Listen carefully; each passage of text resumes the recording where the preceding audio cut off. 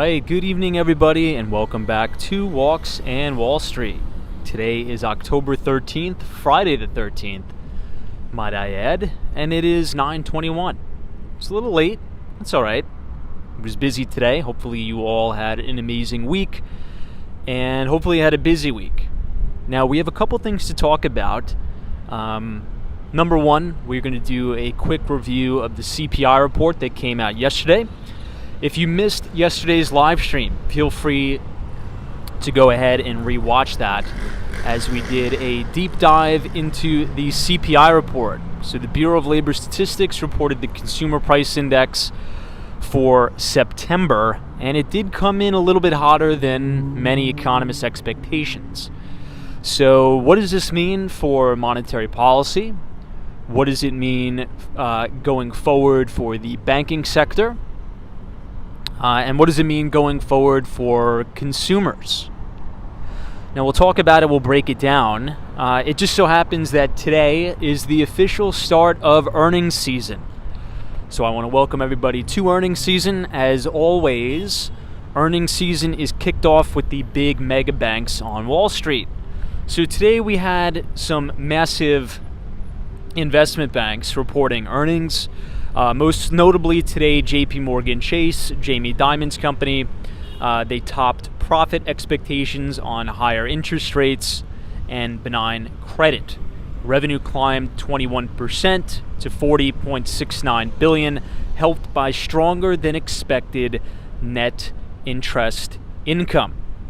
CEO Jamie Dimon acknowledged that the biggest U.S. bank by assets was quote-unquote over-earning on net interest income and quote-unquote below normal credit costs that will both normalize over time.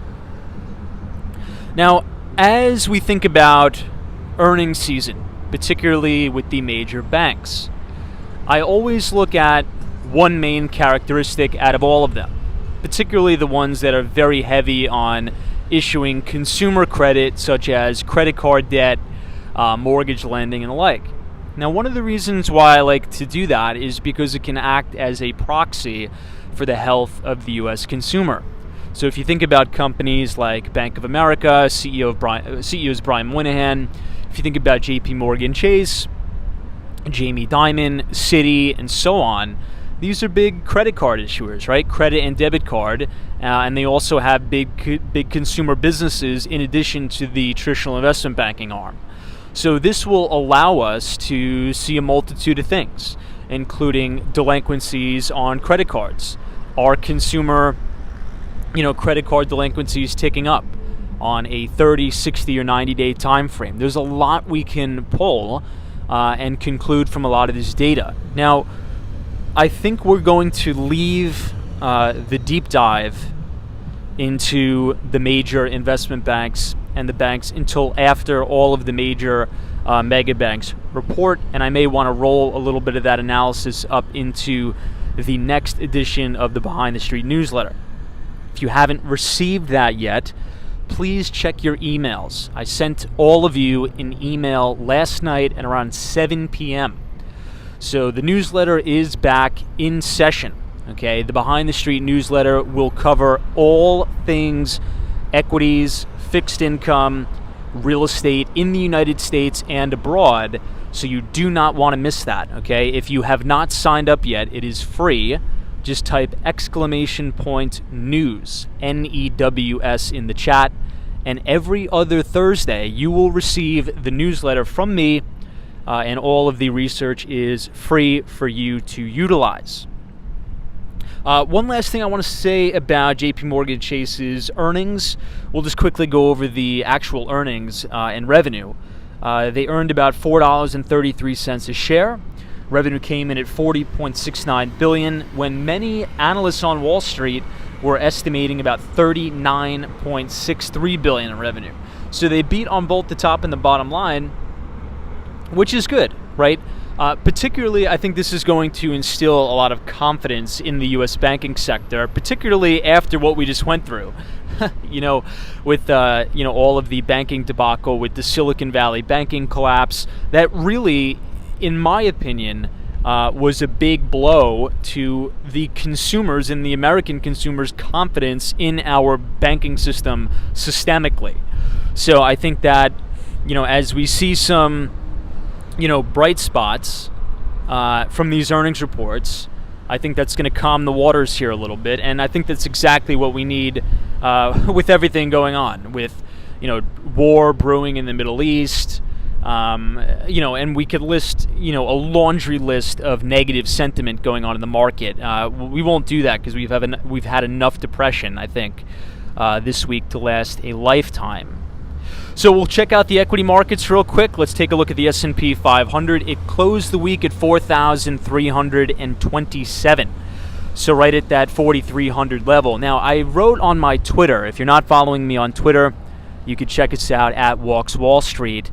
I pointed out at the beginning of the week the 200-day moving average, which came in right at 42.18, and that is where the S&P started to consolidate. And I said we may have a little bit of a rally to 4,400. We're shy of that by about 80 points, but we've rallied right back to the 50-day moving average, which is now a declining 50-day. So that should act as a little bit of resistance for the market. However, I think that going into Q4, now that we've gotten September out of the way, which is historically the worst month for equities, assuming this earnings season comes in strong, I'd expect the market to recover from its correction that started back in July 2023. We'll take a look at the Dow Jones Industrial Average, ticker symbol DJI, closing the week at 33,670, closing right below the 200-day moving average, which is not good. You never want to see major equity indices closing below the 200-day. And last but not least, we will check out the NASDAQ 100, which contains a lot of high beta growth stocks. The NASDAQ was down about 188 points, or about 1.5%, closing the day, or I should say closing the week, just under 15,000, 14,995. Since we have the computer up, we might as well check in on crude oil with everything that's going on in the Middle East. Massive rally in crude oil today, everybody. Up about 5 points. Crude closed the week at $87.69 a barrel. Now the question is, will crude break out and run back to $100 a barrel with everything that's going on in the Middle East? I don't know. We will see. I think there was a particular Arab nation today that was threatening to curb oil production and cause a global shortage should Israel continue their bombardment of Gaza. Again, not trying to get political, just reading the news, and that is why we saw this massive rally, 6%, blowing the doors off of this price action in crude oil. All right, everybody, I'm going to go ahead and close up the laptop. We are going to be walking from downtown Miami past the Miami Heat Arena all the way to Brickell. We are currently on the corner of Northeast 10th Street and Biscayne Boulevard, sitting right outside my favorite building of all time in Miami, the very famous and iconic Zaha Hadid building, which is 1000 Museum. So I'm going to go ahead and close up the laptop here. Once again, if you have not received the newsletter, please check your email. And if you have not signed up yet, I'm going to drop the link in the chat. Please feel free to sign up. It's a good way to support the channel for free, and you get to read some of my work and comment on it. And yeah, that's about it. All right, let's head out. Oof.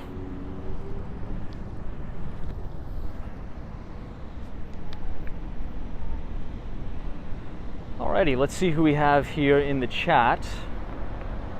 I see Danielle, Joe C, Noah's here, British Grey, Mike, Unij23, Richard Vogel says, Tom, what's new? Not too much. It was a busy day and the weather was picture perfect here in Miami, Florida, which is great. Love the weather here. Quickly, I will show everybody. Guys, check this out. So this is the iconic 1000 Museum. that sits right here in downtown Miami. Just a really interesting architectural phenomenon right here. Now, there actually is a helipad on the roof. So I know, look, I understand your guys' concern. You're like, Tom, I love 1000 Museum, but I have no place to put my helicopter. And I get that. That's a big concern. It's a big concern for me. But this building does have a helipad. So, you know, I know Sunshine After Rain was worried about that. I know Western Mass Dave was worried about that. So, you know, if you do choose to move forward with your purchase of one of these units, Western Mass Dave, in 1000 Museum, you know, just fire up the bird and land it right on top of the thing, and you are good to go. All right, since we have the light, let's cross. We're going to be able to see a lot of notable buildings tonight, and then we'll go into the park, and we'll see if we could see any dolphins jumping around. Sometimes, particularly this time of year, as we head into the fall and the winter months, you can actually see some dolphins jumping around in there, which is great. Jay Sully is here. What's up? Good to see you. I see username schmoozername. Always a pleasure. Hey, Colton Manning says, hey, Tom and Chad, how's everybody doing? I'm doing good. It's been a wild week, and tomorrow, well, I shouldn't say tomorrow, I should say next week, is going to be even crazier. Today was the official start of earnings season, with a lot of the Wall Street mega banks kicking off. And this is going to run us right into Q4, so happy Q4 to everybody. This is actually a pretty good sushi place. I've been here before at like a work outing when I was at my previous company. This place is actually really, really good, and it's very cool. The vibe in there is very, very cool. Very clean, the food is good, but it's a little bit pricey, not gonna lie.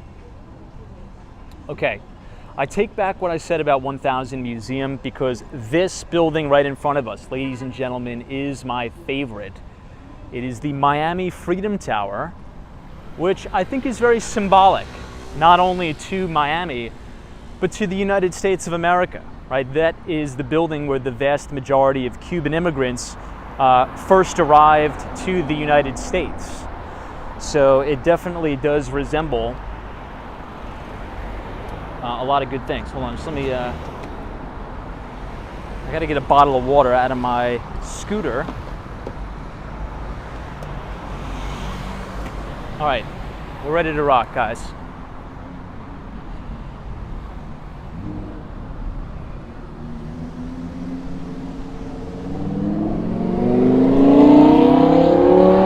All right, so this building here, I believe, has the most amenities out of any building on the East Coast. This is the Panorama Tower, or the Paramount Building, excuse me. I always get the Panorama Tower and the Paramount Building confused. This is the Paramount Building. It's a luxury condominium and residences. Really, really cool. Usually when we walk past there, there's a lot of interesting vehicles. Let's just say that. A lot of luxury vehicles.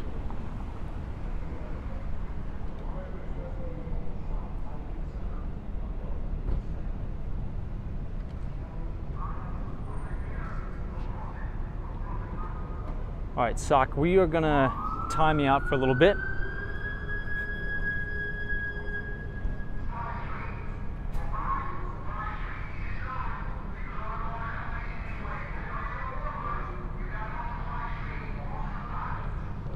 Ooh, I think there's something going on here. I hear the, what is it called? The police over the loudspeaker?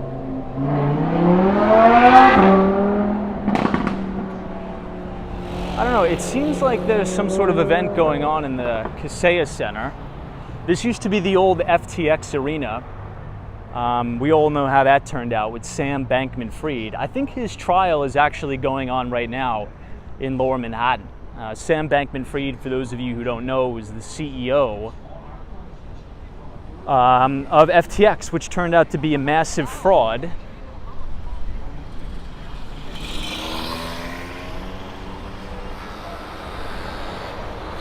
Maybe it looks like something's getting out here. Who knows?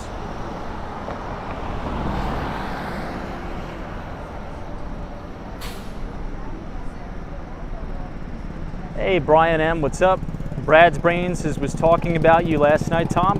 Nephew's going to New York in November, and I told him I feel I could find my way around after the live stream. Yeah, for sure. Hey, if he needs any help, send me an email. I'd be more than happy to, send a list of recommendations and whatnot. I'm trying to figure out what's going on. Maybe this is just the security for the entertainment that's going on in there. DC322 says FTX is one of those examples of a financial scandal. I think that's probably a pretty appropriate description. Now, here is my rule, and we haven't talked about this in a long time, but here's sort of my take on these crypto companies, if you will. And a lot of people don't agree with my take, but I'll say it anyway. Anytime you have one of the crypto companies, if you will, that have their own token, right, that are pitching you their own security, as I like to call it, you should probably, I can't give out financial advice, but you should probably stay as far away as possible, right? So FTX, everybody thought it was amazing because it was an exchange, right? And they were making money hand over fist, which turned out to be all fraud. It was a Ponzi scheme. And they were essentially laundering their money and printing money artificially through their security, the FTX token. So anytime you have any of these cryptocurrency exchanges that have their own dedicated token, in my opinion, just totally avoid it and totally stay away because it's bad news. Now, I've said that even before the FTX collapse, for a multitude of reasons, right? A multitude of reasons. The problem with a lot of these crypto people is they think they can get away with soliciting an unlicensed or an unregistered security if they just call it, oh, it's crypto, so it doesn't pertain to security law. It doesn't work that way, right? The legal system and securities law doesn't work that way. So if you're soliciting to an audience, right, to purchase a token or an investment vehicle, you have to be registered for that, right? You have to go through the appropriate registrations, and it has to be in accordance to the Securities and Exchange Commission. What has happened over the course of this, major cryptocurrency frenzy, if you will, there's been a lot of opportunists. And this really happens in every single new venture, in every single new technology. There's always, nefarious actors and opportunists that try to take advantage of the situation. It kind of reminds me of the, 1999 tech and telecom bust, when you had all of these companies going public via IPO, and the vast majority of those companies didn't even have any revenue, which is crazy. The only thing that they did is they just threw a .com at the end of the company and said, oh, this is going to be totally revolutionary. And, things get a little bit ahead of itself. And I think that's sort of what has gone on in the cryptocurrency space. This is the next big coin, that's the next, next Bitcoin or whatever. That's sort of how they pitch it.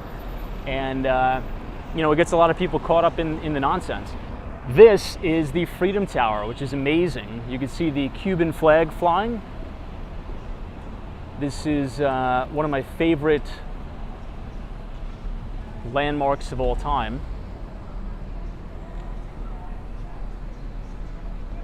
Now, if you look right down these train tracks, that's actually going to be Miami-Dade College. You can see the Metro Mover going by. I just love looking at the Paramount Tower here. DC322 says, and then they have celebrities. Yes, so that's sort of like another big telltale sign. Oh my gosh, are we back in Manhattan? I'm having like a little bit of a deja vu moment. How is it possible that we are seeing scaffolding here in Miami, Florida? Crazy. I feel like I'm right back home in New York City.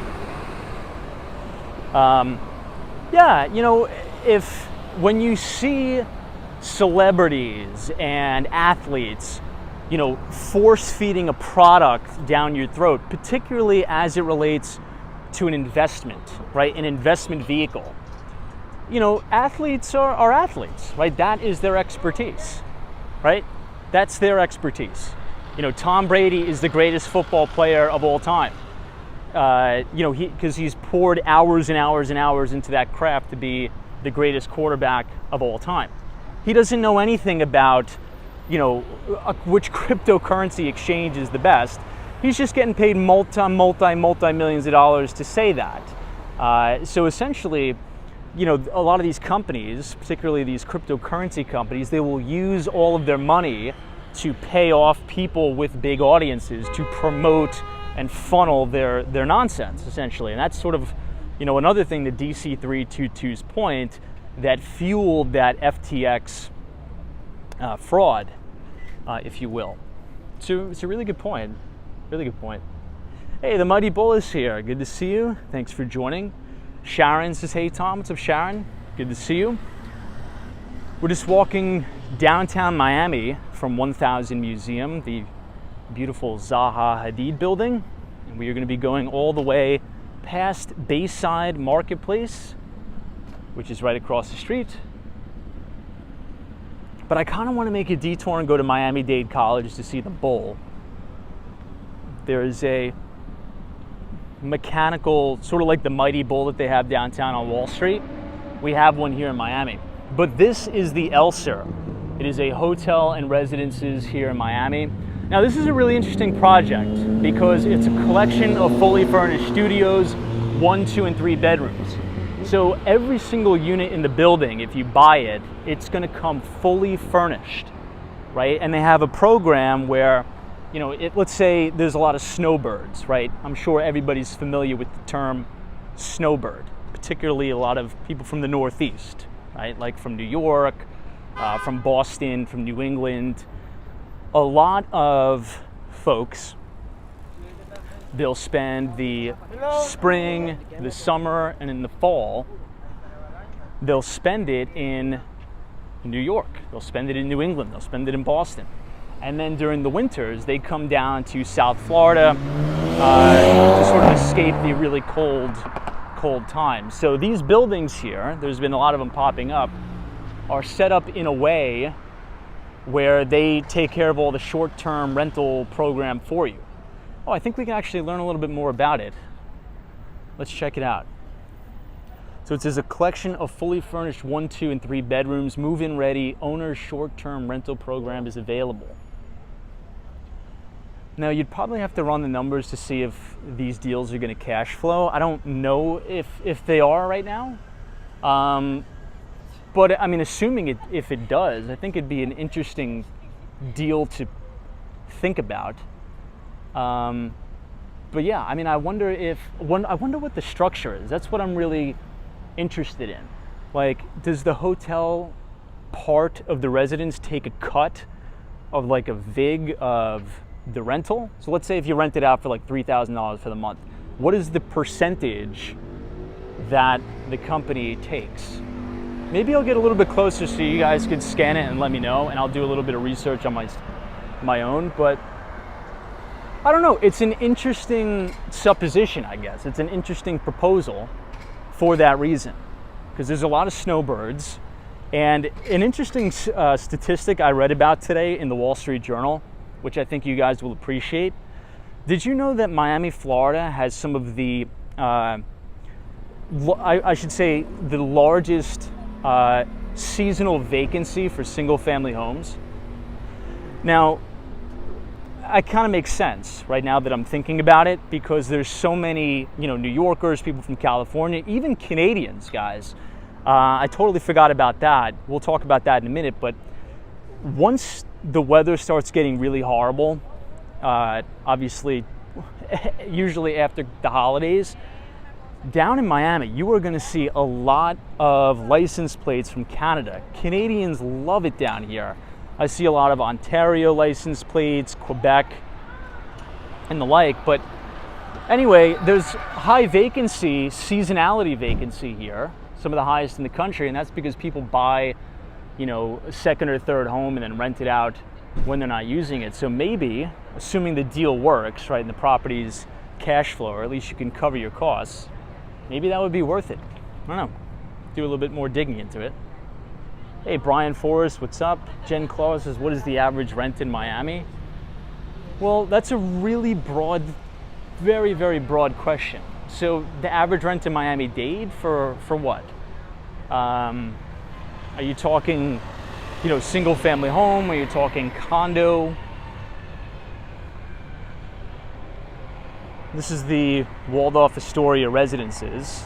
This is going to be the sales gallery, but this is where the actual building is going to be. So the Waldorf Astoria Residences is going to be the tallest residential apartment building south of the World Trade Center. And you can see what it's going to look like here. It's a bunch of boxes essentially stacked on top of one another. I mean, the views are going to be insane, but for some perspective, I'll sort of walk you guys through the skyline. This is where we started the live stream, right where my finger is, right at the 1000 Museum building. That is the Zaha Hadid building. We've walked all the way past the Kaseya Center, right, or the old FTX arena. That is the Freedom Tower, and now right here we are in front of the Waldorf Astoria Residences, which is going to be the tallest residential building south of the World Trade Center in New York. So I can only imagine what, oh yeah, here we go. So tallest residential tower south of New York.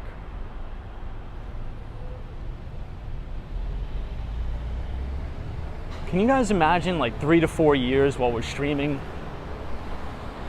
we're gonna see this thing go up in real time?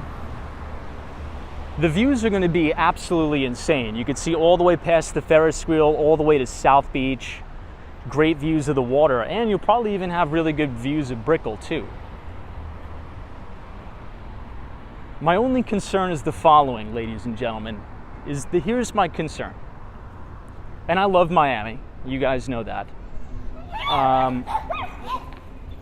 Yikes. My concern is this.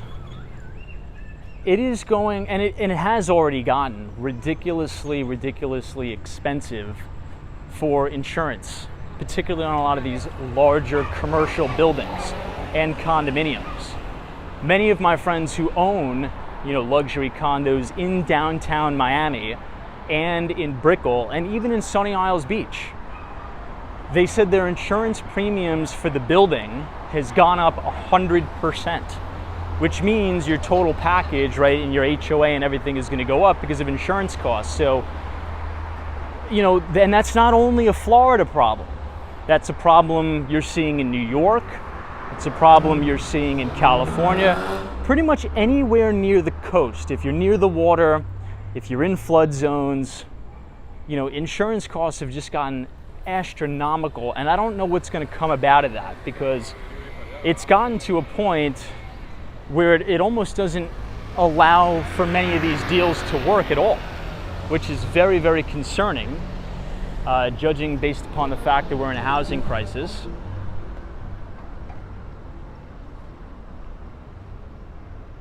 Hey, Juan Fernandez, yes, we are by Bayside. We're not going to go in there tonight.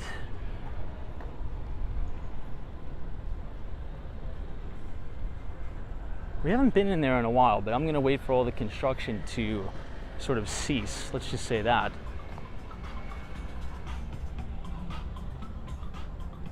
Hey, Joan K says the street is very clean. Yeah, I mean, one of the things you'll notice about Miami is it's a very, very clean city. Downtown Miami and into Brickell, extremely clean. Now, I will say this. Did anybody see the video I put out 2 days ago, or I think it was yesterday? I put out the video of the walking tour of Sunny Isles Beach, Florida. If you haven't seen that video, I think you guys are going to be absolutely blown away with just how clean and amazing Sunny Isles Beach is. And I'm not just talking about the sidewalks, I'm talking about the water. Now, if you go all the way out onto the pier at Sunny Isles Beach, you could quite literally walk out a little bit less than a quarter mile, maybe a lot less than that, but you know what I mean, all the way to the end of the pier, and you could see all the way to the water. You could see fish swimming around. You could see stingrays and manta rays swimming around. It's just really unbelievable how clean the water is, and hopefully we could preserve that over the long run. Noah says, what company earnings are you looking forward to the most and believe will have the biggest impact overall in the market? It's a good question, Noah. I would say, well, the company earnings that are going to have the biggest impact on the market are all of the mega cap tech companies, right? For the following reason. The S&P 500, right? If you think about the S&P, it's a market capitalization weighted index. So it's weighted by market cap, okay? So the top, I believe now, it's gotten so out of hand, I believe the top 10 holdings in the S&P 500 make up about 30% of the overall weighting of the index. So 10 stocks, 30% of the weighting is crowded into 10 stocks. If you want to see this in real time live, go to slickcharts.com. It's a great free resource right as we come up on Flagler Street. I might as well take you guys down Flagler Street. It's not yet completed with construction, but they're doing a total rip and replace of Flagler Street. Now, it's not open, but they've totally removed the sidewalks and they've made it level with the street. And they're building all these new places here. But say, for example, Apple, right? Ticker symbol AAPL. Apple makes up about 7% of the S&P 500. 7%, that's massive. One company. So if Apple bombs, right? If they bomb earnings, if they have a horrible, horrible earnings report, well, guess what? If the stock drops, 5% after hours, that's going to bring down the index. And the vast majority of people in IRAs, 401ks, retirement accounts, and the like, well, they own index funds. They own the S&P 500 outright. So, the higher the weighting of those companies, right, you're really banking on Apple, Microsoft, Amazon, all of the biggest top 10 stocks, right, Berkshire Hathaway. You're banking on those companies to report really good earnings. And if they don't, well, you're probably going to have poor performance in the S&P. So you have this crowdedness, so to speak, in the top 10 stocks. This is 50 Biscayne. You can see a little bit of the Miami Tower here. But you can kind of see what they're trying to do. This is all brand new, so it's not open just yet. But they made the sidewalks level with the street. They're trying to make Miami a little bit more walkable, which I think they're starting to do. I want to show you one of my favorite new additions to downtown Miami. I was actually eating here the other night. If you're visiting Miami and you've never been here before, you gotta check this place out. I think it's called Julia and Henry's, I think. And it is a massive food hall. It spans 3 floors. They have live music, they have all different types of restaurants. And I ate at this Italian restaurant in here. And I'm not just saying this. This was one of the best places I've been to for pasta. Better than some of the places I've been to in New York. And I'm a big pasta connoisseur in New York. So it was really, really good. Oh yeah, so here it is. So Julia and Henry's. Maybe we could quickly go inside and peek our head in.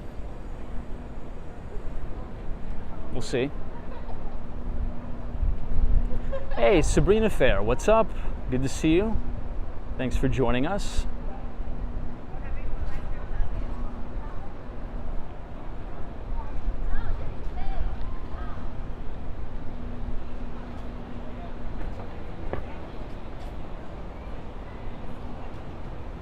Looks like there was an event going on here, maybe. But yeah, here's the place. Looks like some people are going in. And it spans 3 floors. I'll quickly pop in there and I'll see if I can show you guys what it looks like there. Wow, there's actually a lot of people in here today. So it spans 3 floors. In the back, there's a DJ. They play live music pretty much all day.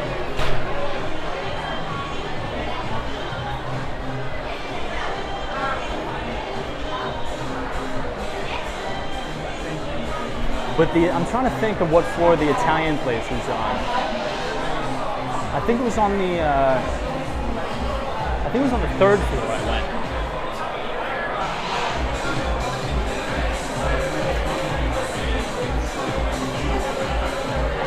But yeah, you can see this is the spiral staircase.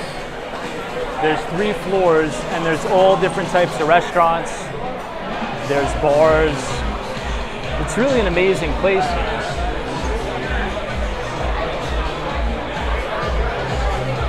It kind of reminds me of Chelsea Market in New York City a little bit.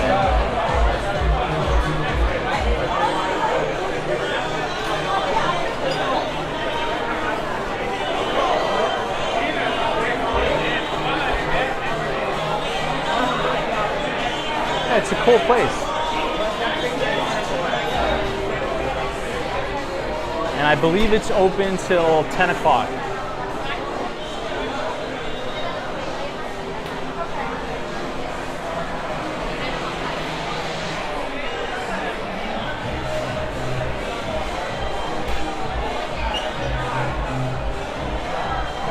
We'll head out.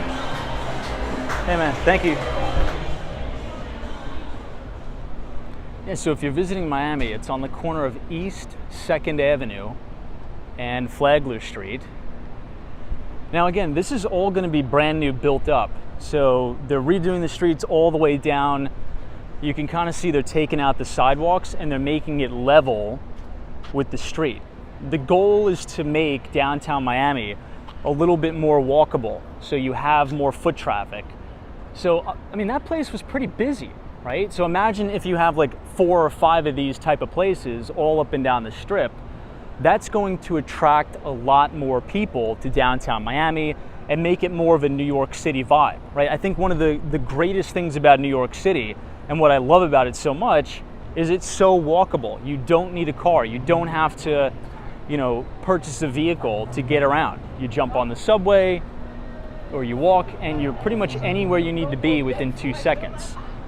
That, in my view, is what Miami is lacking. In all fairness, it is. I think we could all agree on that. But the good news is that as population growth has exploded in South Florida, particularly in Miami-Dade County, this is one thing a lot of the politicians and the locals are working on, is to try to make downtown Miami a little bit more walkable, a little bit more livable, to attract a younger crowd to Miami. This looks like a wine bar. Hey. Yeah, so it's a lot younger crowds coming down here, which is good. A lot of high-paying jobs are coming back down to South Florida, right? That was another thing that has been lacking down here. As we know, if you want to compare the salaries from, let's say, working in New York as a first-year investment banking analyst, or working in tech or something like that, in New York City, you're going to get much higher salaries than you will in Florida. But it's changing. There's a lot of financial firms, institutions coming down here, and tech companies and startup cultures coming down here to Miami, and the salaries are actually going up and increasing, which is good.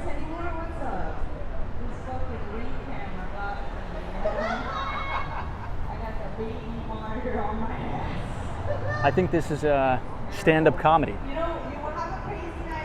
Yeah, Juan Fernandez, that's true. There's no state tax.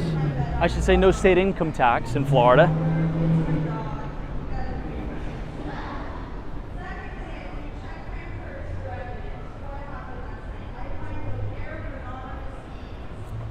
Let's turn down here, and then this will take us right outside the Whole Foods. Hey, Hawaii, what's up?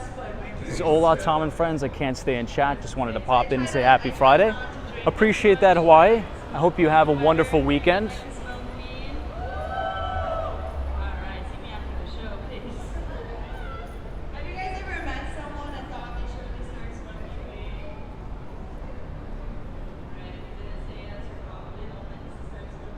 Hey, Gene says Floridians, is it chilly in South Florida tonight?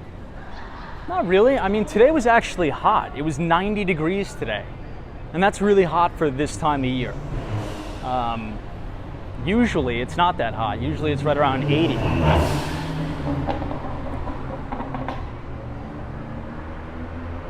DC322 says rising salary needs to meet or go above cost of living.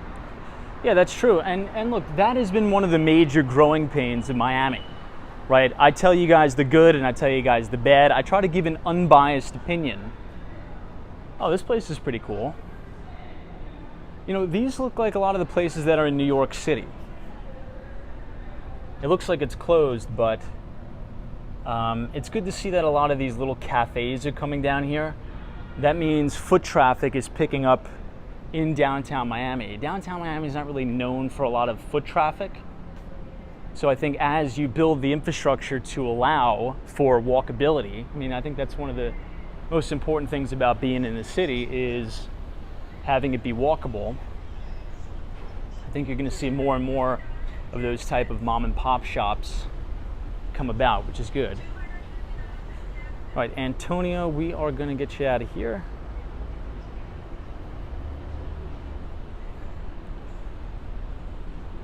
And this, yet again, this is where we started streaming from last night. This is the 200 Southeast Financial Center. So on the 20th floor, that used to be the WeWork where we would start the stream, but Citadel, Ken Griffin's company, took over the entire 20th floor. So Citadel Securities, their temporary home, will be there until they could build their megatall in Brickell, right off of Brickell Avenue. So yeah, I was reading the Wall Street Journal article, just sort of piggyback off of some of the comments here, and Miami has officially overtaken New York, or I should say Florida. The state of Florida has officially overtaken New York for most expensive real estate. Now, I'm not sure that's something to be proud of or something to celebrate, because it is very expensive to live down here. Not gonna lie, the rents are crazy. If you want to rent, you know, even a studio apartment in downtown Miami, it's probably going to run you $2,600 for a studio apartment if you want to live in downtown Miami in a building with amenities such as a pool, a gym, and all that jazz. One bedrooms or two bedrooms, you're looking at significantly more. But look, you pay for the lifestyle, and you know, things have been really booming down here. A lot of job growth, a lot of major financial firms, a lot of real estate companies, private equity has been coming down here, so it's been pretty pricey. Hey, Tariq Khan is here. What's up, Tariq? Thanks for joining us. Always appreciate you being here. Mohammed's here. What's up, Mohammed? You know what, Mr. G says, wow, how much retail space rent, or what is the price per square foot for retail space here? I actually don't know.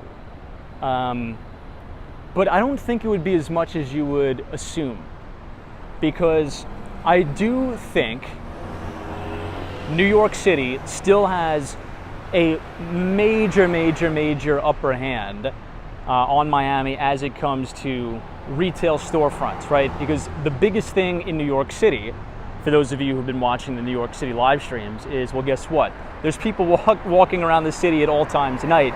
You get that foot traffic, so you pay a premium for that foot traffic. You know, here, even though foot traffic has been picking up a little bit, you can't really compare it to New York. You really can't, right? Everybody drives. So, I don't know, it'd be interesting to see.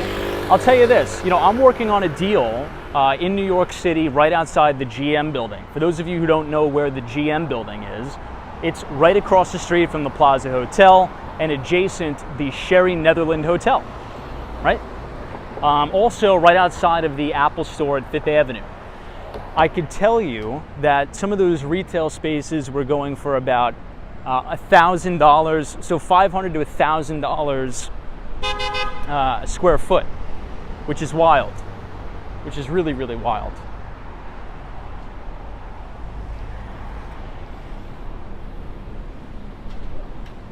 Office, that's a different story. Maybe $80 a square foot, 50 to 80, depending on where you are. Okay, we are now walking past the Whole Foods. I always joke around and say this is the most expensive Whole Foods in the entire country. I'm still convinced that that is the case. Every time I go in here, it's not a pretty sight. Let's just say that. It is extremely expensive in here. But it is nice. It's a nice Whole Foods, but it's probably one of the most expensive ones in the entire country. Hey, Layda's here. What's up? Hey, Green Star TV says, do you think the prices of those places in Brickell are hyped or accurate? Look at the Metro mover going by.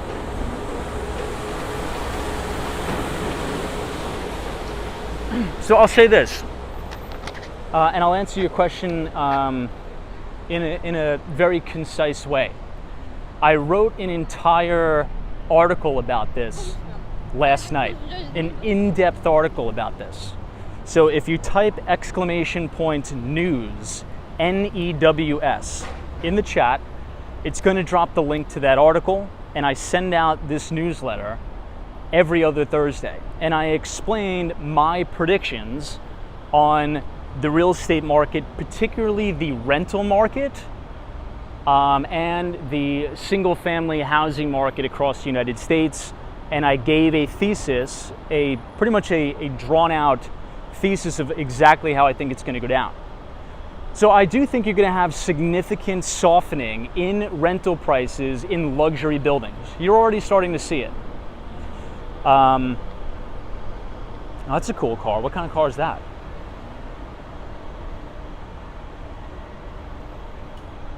Anybody know what that is? I can't even make that out. I think the color scheme is throwing it off. I don't know.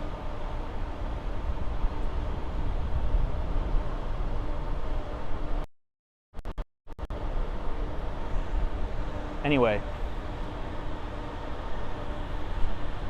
Oh, is that a Rolls Royce? Really? Huh, maybe it's just the color scheme that threw me off. It doesn't really look like a Rolls Royce, does it? I don't know, I'll move on. I know you guys don't want to... Oh, I could tell, yeah, it is a Rolls Royce. But I think they have like a different color scheme. It's like a matte black colorway, if you will. Huh.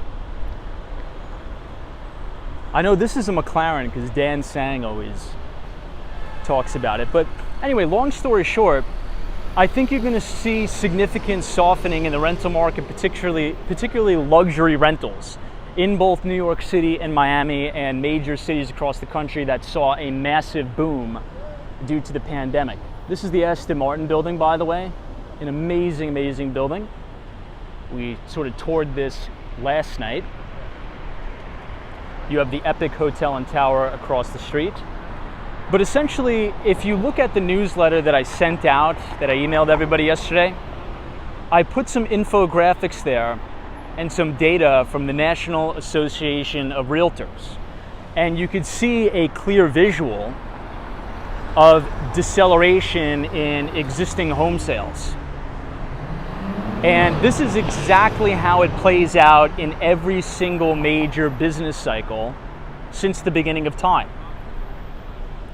What happens in terms of deal flow, you'll have interest rates go up. Number two, you'll have deal flow or transaction volume contract, right? Because the cost of money is getting very expensive. Number three, you start to have your markdown. Because when deals aren't getting done, that means the market is extremely illiquid. And that means if somebody wants to get a deal done, if sellers want to, sell their property and make a trade, they have to reprice their asset to fit the new interest rate environment.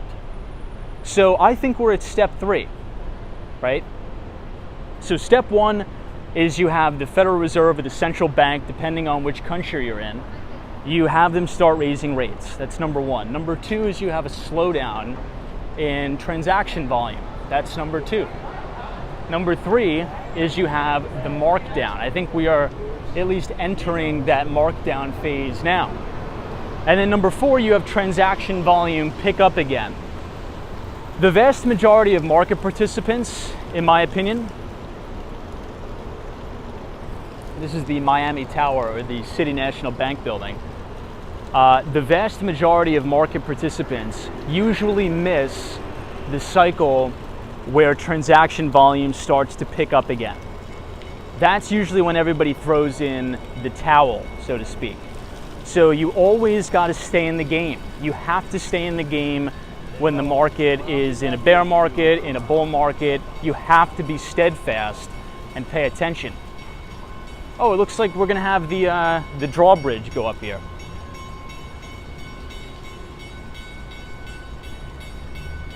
All right, guys, this is a Miami classic here. Hopefully we see something cool come by here. Last time it was like a little dinghy.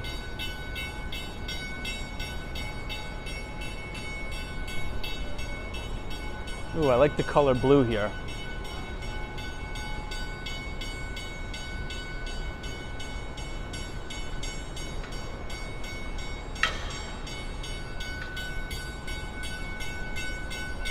Hopefully it's like a massive boat. All right, predictions in the chat. Predictions in the chat. Are we gonna get let down, or are we gonna see something monstrous come by? Who thinks we're gonna get let down, and who thinks we're gonna have like a massive mega yacht stroll through here? I think we're gonna get a letdown tonight. I'm feeling it. I'm feeling a letdown for some reason. Letdown? Yeah, I'm feeling a letdown too, I'm not gonna lie. All right, we'll be on the lookout. Let's see. Someone says monstrous mega yacht. We'll see. You know, last year we saw that massive one with the helipad on it. This is the Miami Riverwalk. I mean, how great is that to have a meal outside overlooking the beautiful water in these yachts?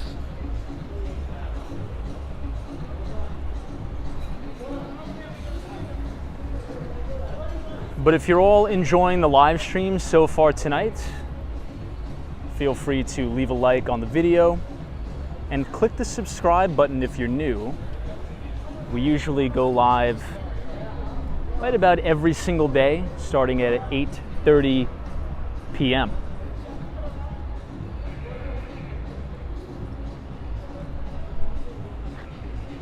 I mean, these are not really mega yachts, but they do look nice. All right, let's see what we got here.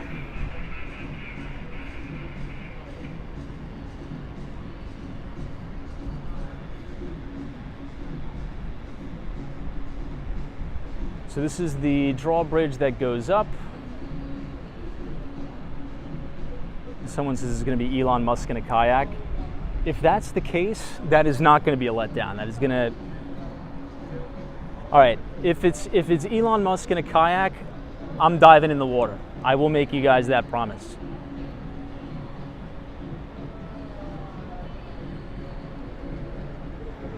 Well, I'm not seeing anything yet.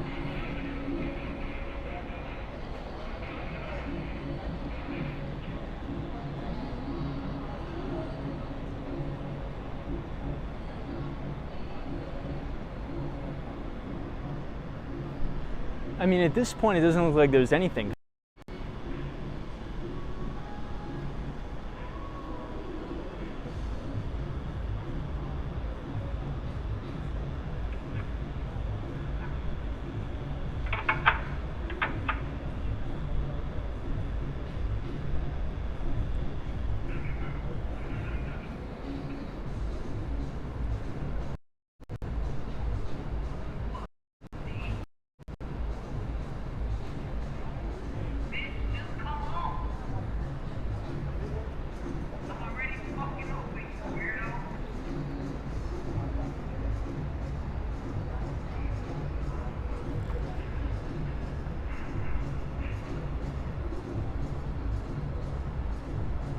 They're definitely taking their time here.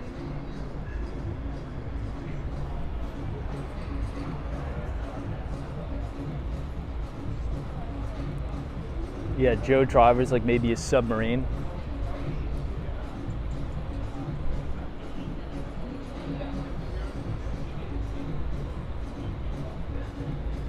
Well, at least we have a decent view. Oh no. I think it is a little dingy.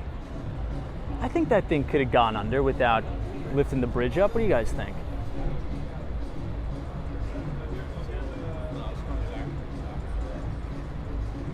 Okay, that's a big letdown. I told you I was feeling a letdown.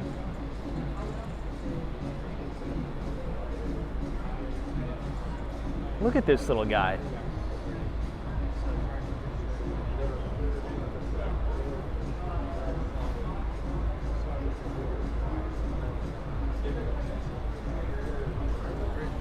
You know, does anybody remember the name of the yacht that was here last year? Or it may have been even 2 years ago. It was called something. It was called like something 2, and it was owned by a Swiss pharmaceutical executive, and the yacht had a helicopter on the top. It was like the most amazing thing I've ever seen. You could Google it and it'll come up. I just forget the name. Does anybody remember that? I want to say it was like, if you go on Google Images and type in Swiss pharmaceutical executive yacht Miami, it'll pop up. I just forget the name of it. Anyway, you know, usually as Leida says, I'm very optimistic about things coming by, but I was feeling the letdown tonight, and I think we did get let down, but at least we had a good view. Yeah, Brad's brain says I remember the boat with the helicopter on it, but not the name. That's gonna kill me. I'm horrible with names if you haven't noticed, but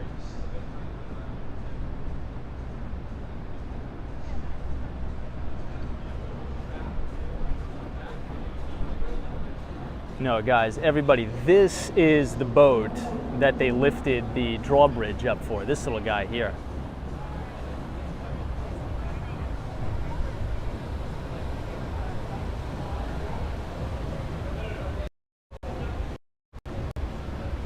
Well, at least when the drawbridge goes down, we're going to see an amazing view of the Aston Martin residences.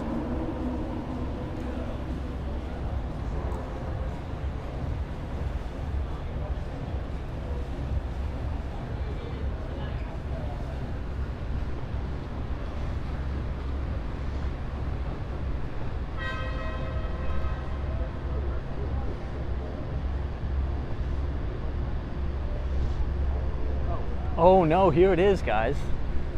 It was this massive cargo ship that's coming by. So it's like, it's a half letdown. And the Metro Mover's going by too, so that's pretty cool.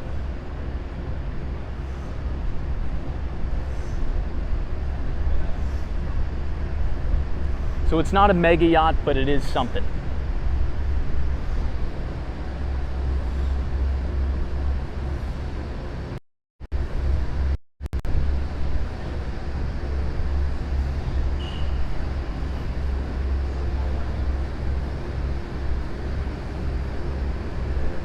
I mean, they opened the drawbridge for this guy right when he turned the corner in the Bahamas. Maybe next time they could have a little bit better timing.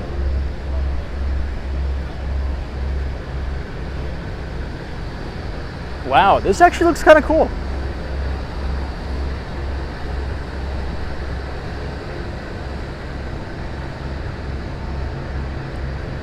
It's the tugboat pulling the massive. Oh, and there's actually a guy on the top. Look at that.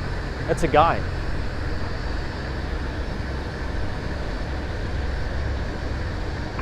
Caution, caution.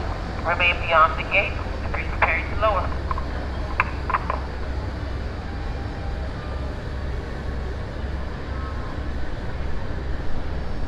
This is a visual of the supply chain at work. It's kind of cool to see it.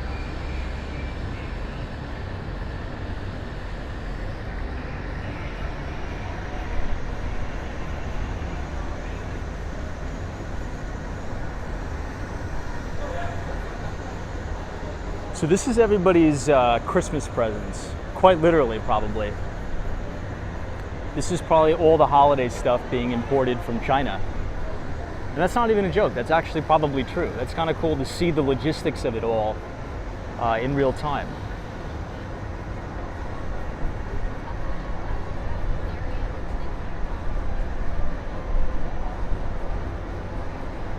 It's kind of fascinating to see it.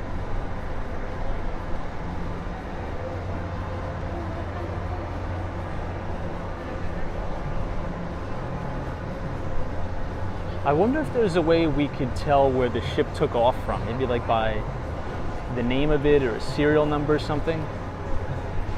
That's cool.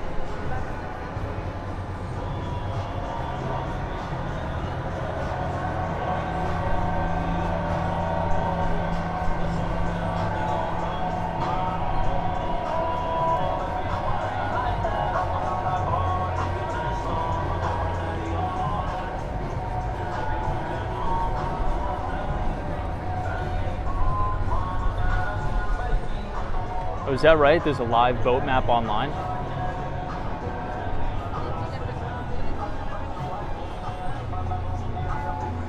I'm actually quite entertained by this. We usually never see things like this in New York.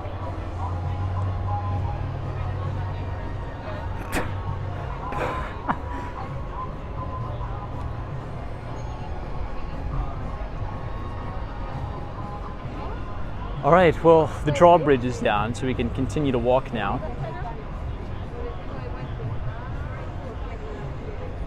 No, I think you could actually take a boat from the Bahamas to Miami. I think it only takes, how long does it take from Miami to the Bahamas on a boat? 2 hours, I think, maybe less.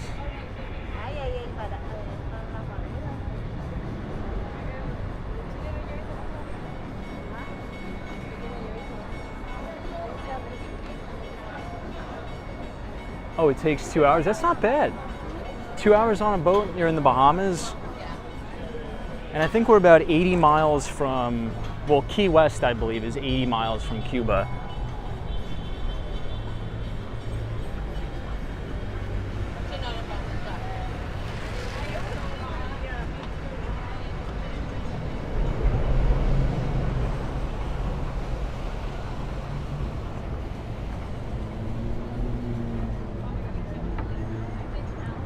The views are really spectacular though from up here.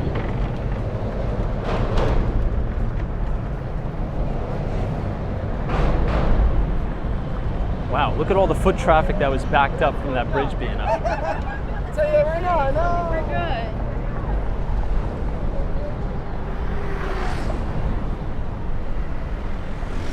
All right, everybody, so we are now walking over from downtown Miami to Brickell.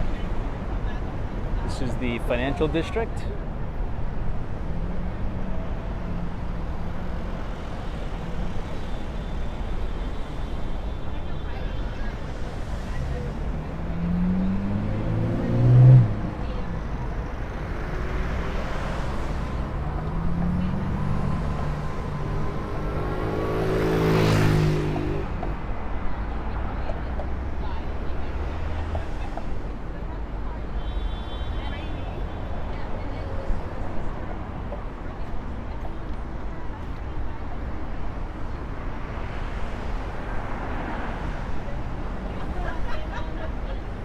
All right, we will pull off to the side, and I want to show everybody the brand new Aston Martin residences. Check that out. That is a really, really stunning view. It just really goes to show what it's sort of like a futuristic city. I think that's probably the appropriate word, with all of this interesting architecture. And this is the first time I've seen it with the lights on.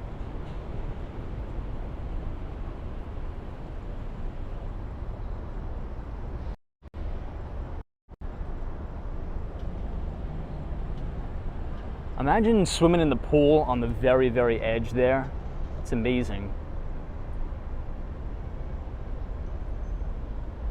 And again, that is the Aston Martin residences. Pretty cool.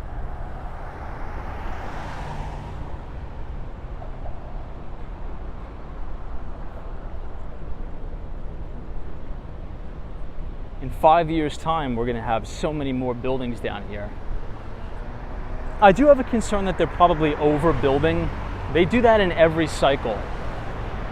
If I had to make a prediction about commercial real estate down here, I think they're going way too heavy with building Class A commercial office space down here. That's my prediction. I think a lot of these projects, even though they look amazing and I'm all for it, I think they got to pump the brakes here for a moment. Between, Citadel's new office tower, one Brickell City Center, and one Bayfront Plaza. I mean, that's a lot of square footage that's going to be coming onto the market, and I don't know if they're going to be able to fill all that.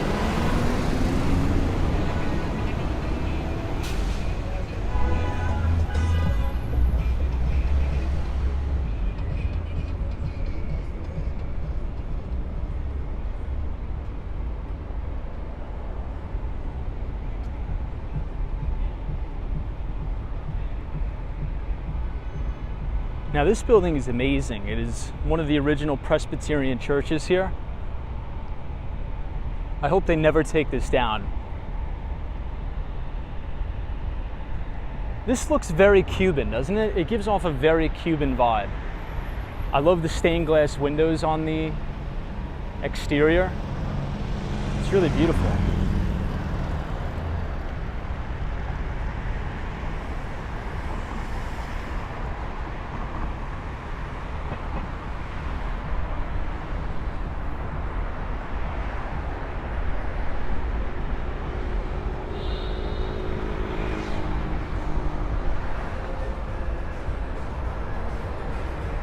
Okay, to the left is the Bank of America Tower.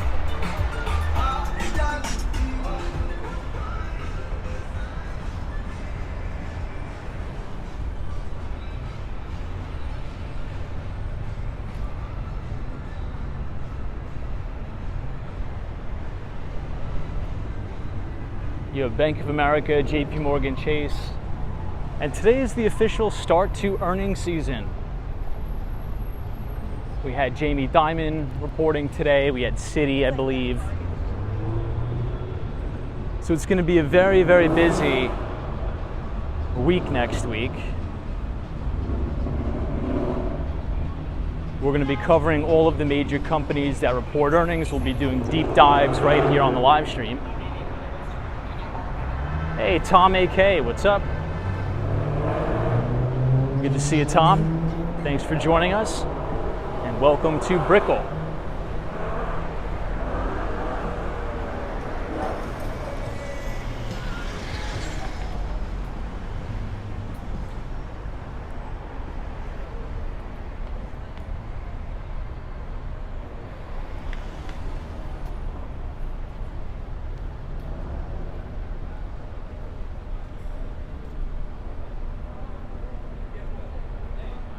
So we're going to cross to the right. This is where they had that major construction problem. Does anybody remember that?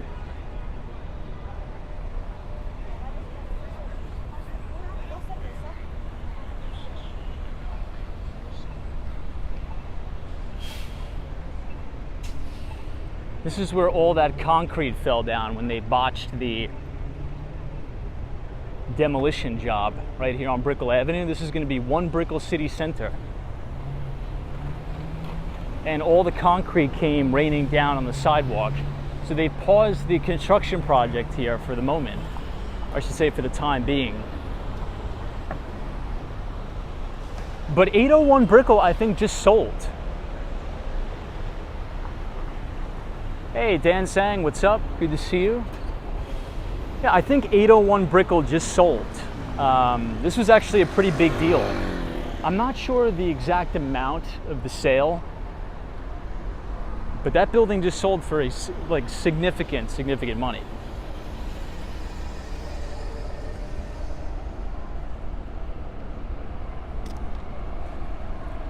So now we are going to come up on sort of the main Brickell City Center here.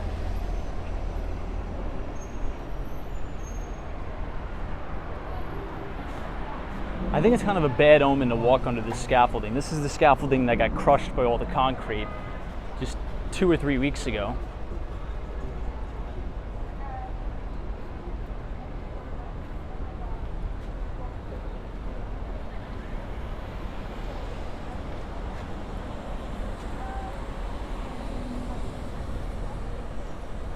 You can see the Metro Mover going by.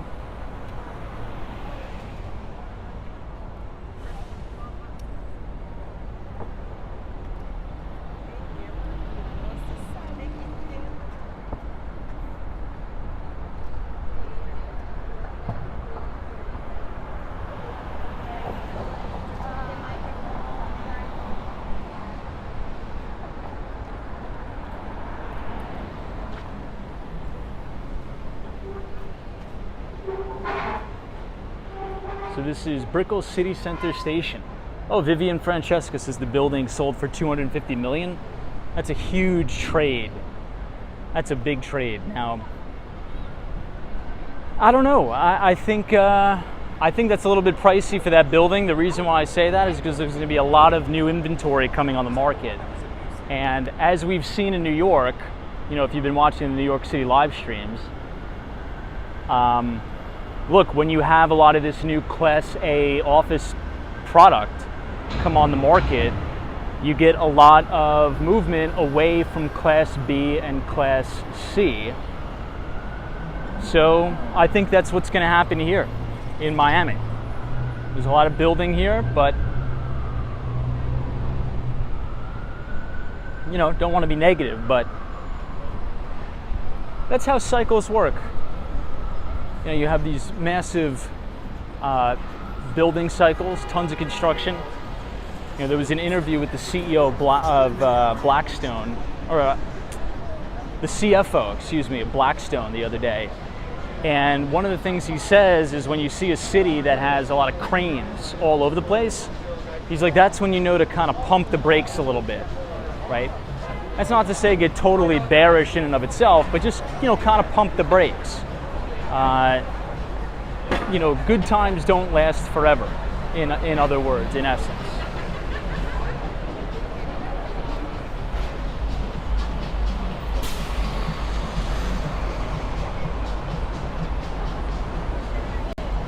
This looks like a cafe and bar, or maybe it's a nightclub of some sort. There's always a line here.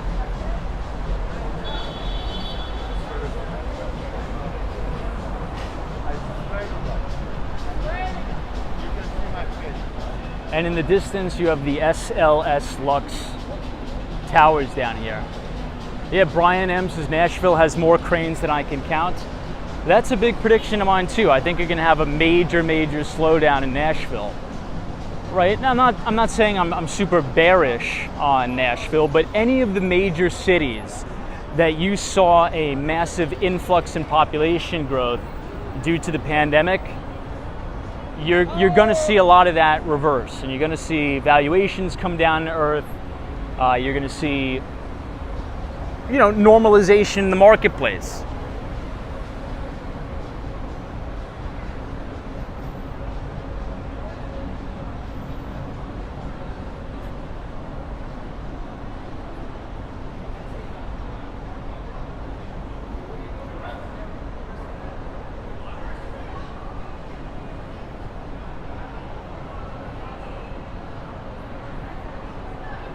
Yeah, that's true. Charlotte, Laytha's point.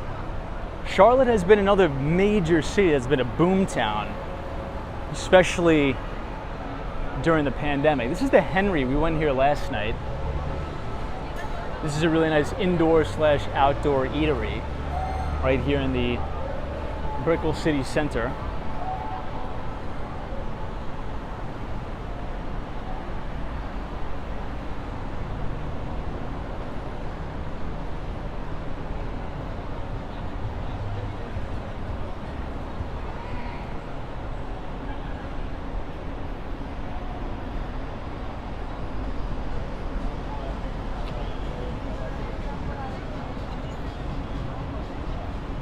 This is the Burger King that's going to be torn down. There's going to be a massive super tall here.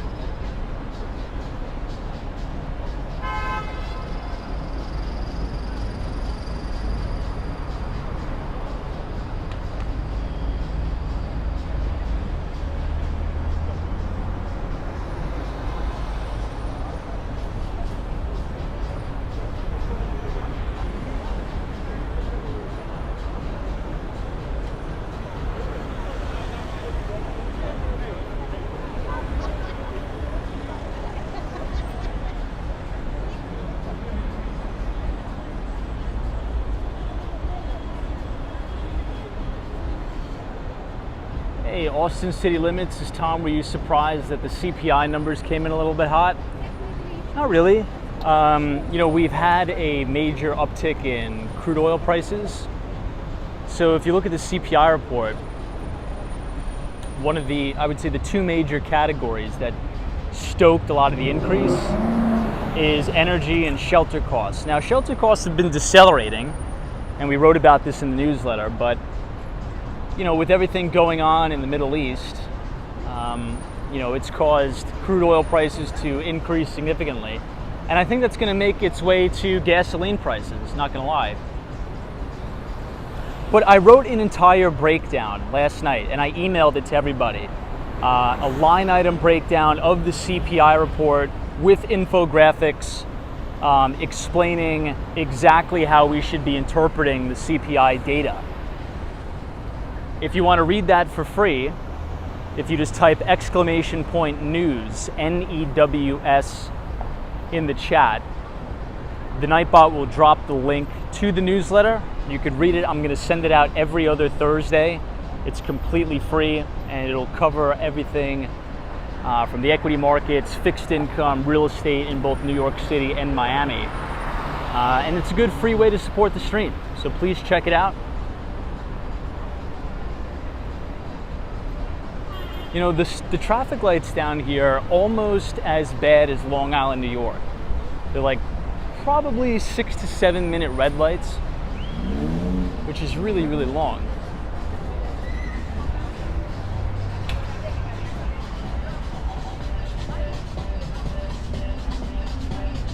We'll go to the end of the block, and then I'll take the Metro Mover back.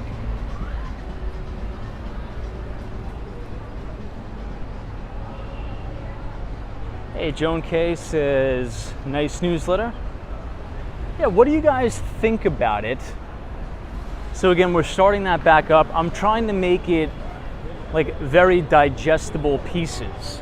So very short, digestible pieces, so it'll make it very easy to read.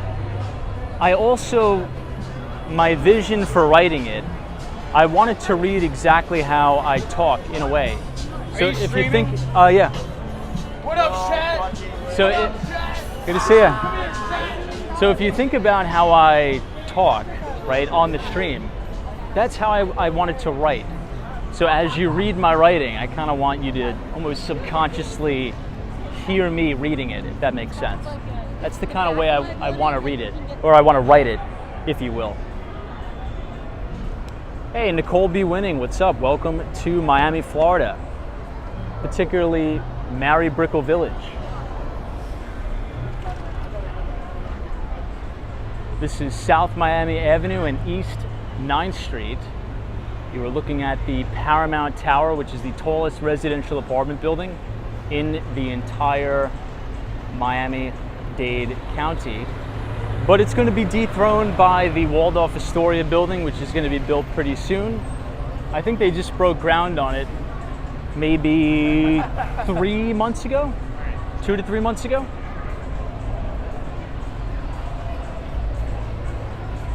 Sam M, thanks for joining us. Good to see you.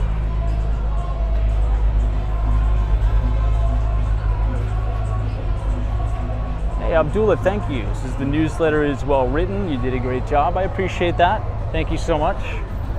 I want to include more video as well. It's another thing I'm going to try to include. So all of these buildings are going to be taken down. I think it's sold. I'm not sure how much this sold for though. So anywhere you see the low rises here, it's going to be completely redeveloped into, I think, a mixed use building of luxury residential, condominiums, retail space and the like.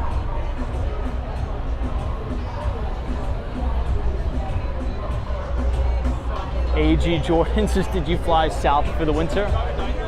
Unfortunately, I have to go back to New York on Sunday, which I don't want to go back to New York, but I have to, which kind of sucks, but I wouldn't say it sucks. I take that back.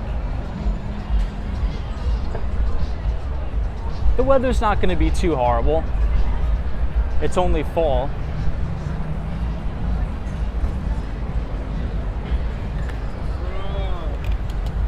All right, this is a very famous nightclub, I believe, called Sexy Fish. I've never been here, but it's always a crazy long line out here.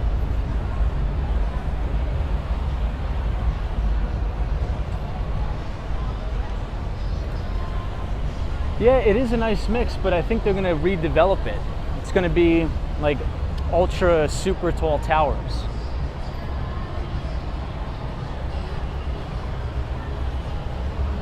I've always had good reviews of this Italian place here, but I've never been in.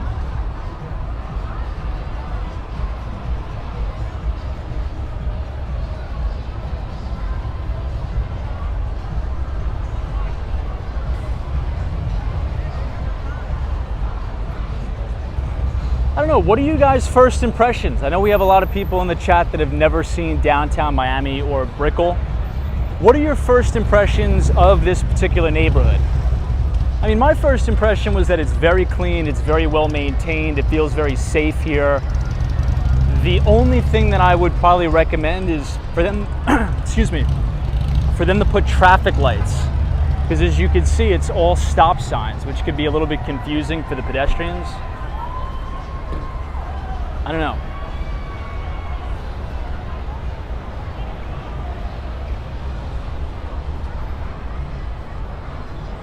All right, let's head back.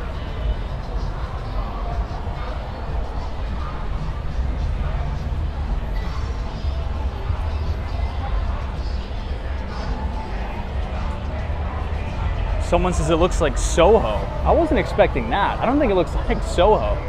Soho has those like cast iron facades of those buildings. I get more of, I don't know. I mean, they call this mini Manhattan, but I would compare it more to like the Hudson Yards. It's more futuristic. It doesn't have that Soho style charm, in my view. It's nice, but it's more futuristic in nature. It's not really like a Soho-esque.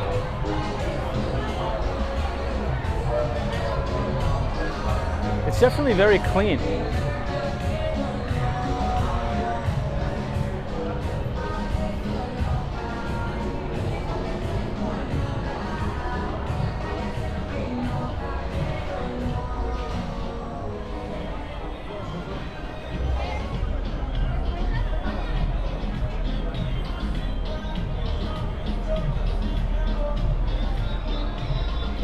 Now I live a little bit further north. I don't live in a condo, I own a home.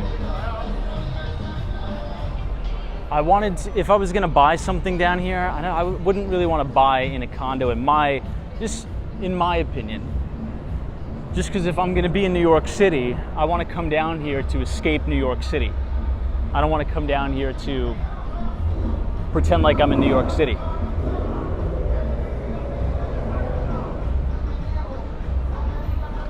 Anyway, everybody, I hope you enjoyed that live stream tonight.